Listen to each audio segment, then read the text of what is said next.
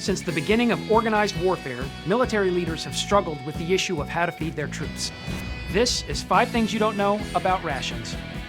Yep, I'm liking it. Looking forward to the chili too.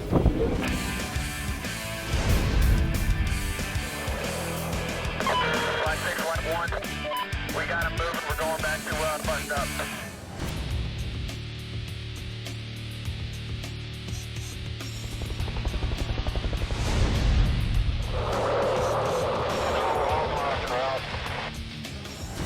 Modern ration research began in 1936 with the founding of the Subsistence Research Laboratory at the Quartermaster Depot in Chicago.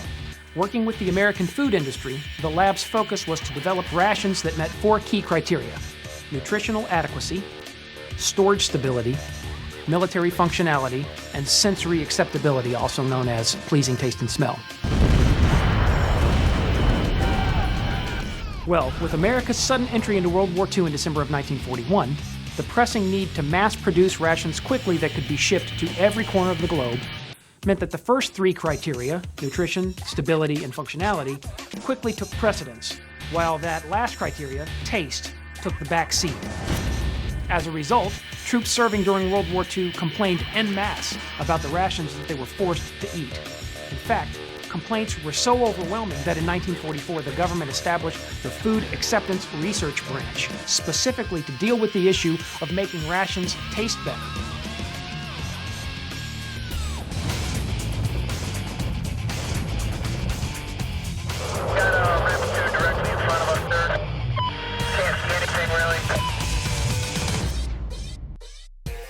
Government contracts to produce food for military rations proved extremely lucrative for many manufacturers during World War II. Hormel Foods, producer of the now iconic Spam luncheon meat, was one of those companies. In 1942, Hormel began producing ingredients for the newly developed K-rations. By 1944, more than 90% of the company's canned foods were shipped for government use. And by early 1945, 60% of all Hormel products were consumed by U.S. troops in the European and Pacific theaters. In fact, the legacy of these World War II rations is still visible today. On islands like Guam, Saipan, Tinian, and Rota, you can walk in any grocery store and still find a wide variety of Spam flavors, including many that are produced specifically for that market.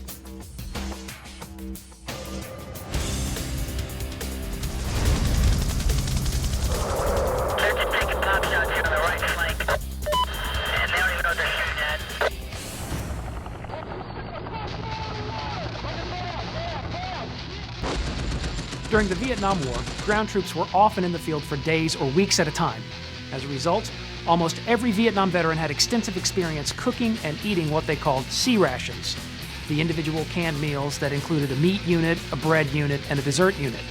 But while these canned foods were almost universally referred to as C rations, they were actually what was known as MCeyes, or Meal Combat Individual Rations.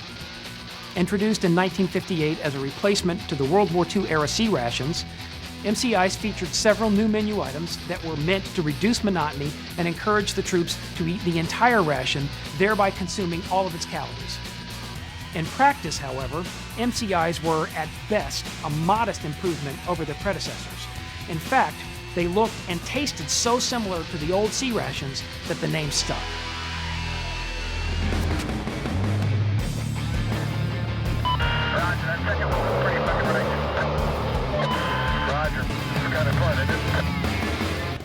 In 1986, the MRE, or Meal Ready to Eat, became the first non-canned standard-issue field ration.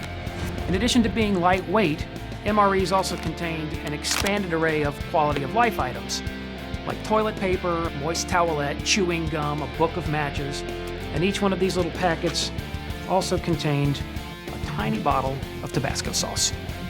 Tabasco is produced by the family-owned McIlhenny Company, and the company's former president, Walter Stoufel McIlhenny, was the executive officer of B Company, 1st Battalion, 5th Marine Regiment, 1st Marine Division during World War II.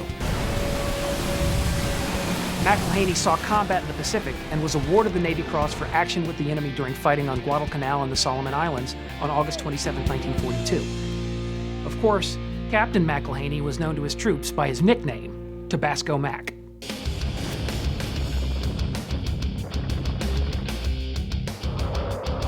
Get really close to them. Give me an out, and we'll take it all up. Today, researchers at the Natick Soldier Research Development and Engineering Center, the modern evolution of the former Subsistence Research Laboratory, are working to create completely redesigned rations for future use.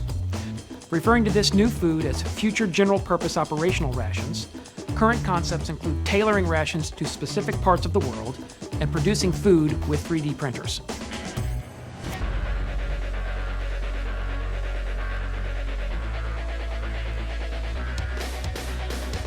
Our current inventory of MREs includes 24 different entrees, as well as about 150 additional items like coffee, candy, and condiments. But while the quality of MREs has greatly improved since their introduction, they weren't always considered particularly palatable. Early versions elicited such disgust that they earned nicknames like meals rarely edible or meals rejected by the enemy. Do you have any favorite nicknames for what you called your rations? If so, post your comment online or reach out to us through Twitter using hashtag 5ThingsYouDon'tKnow.